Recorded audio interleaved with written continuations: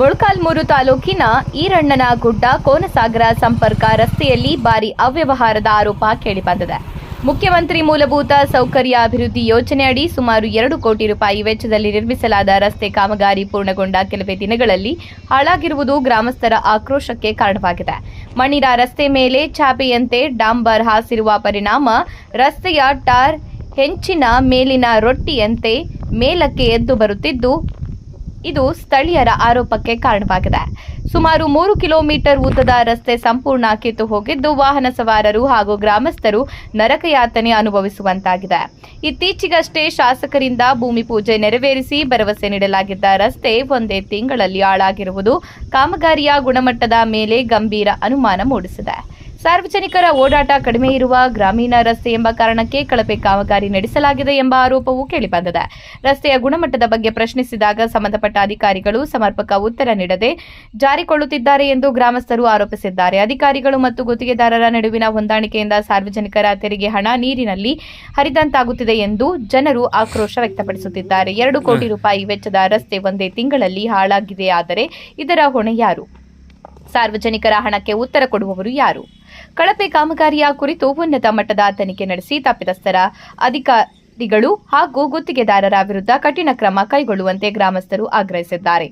Janadhwani news, ಜನಪರ ಧ್ವನಿ, ಜನರ ಪರ ಹೋರಾಟ.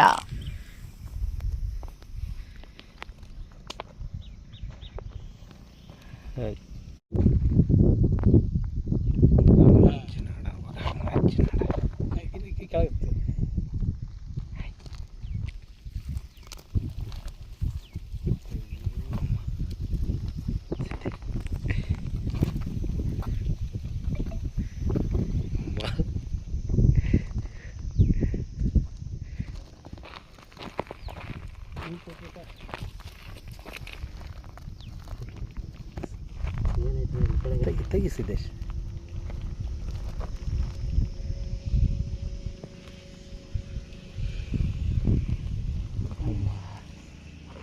ಮಳೆಗಾಲ ಇನ್ನು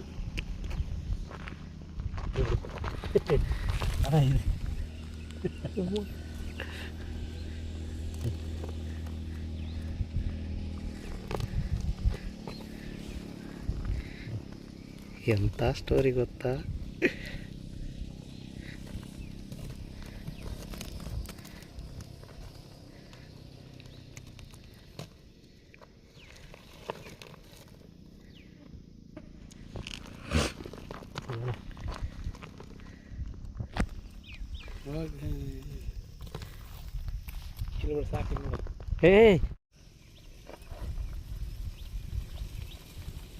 ಹಿಂಗೆ ತೋರ್ಸ ಅದನ್ನು.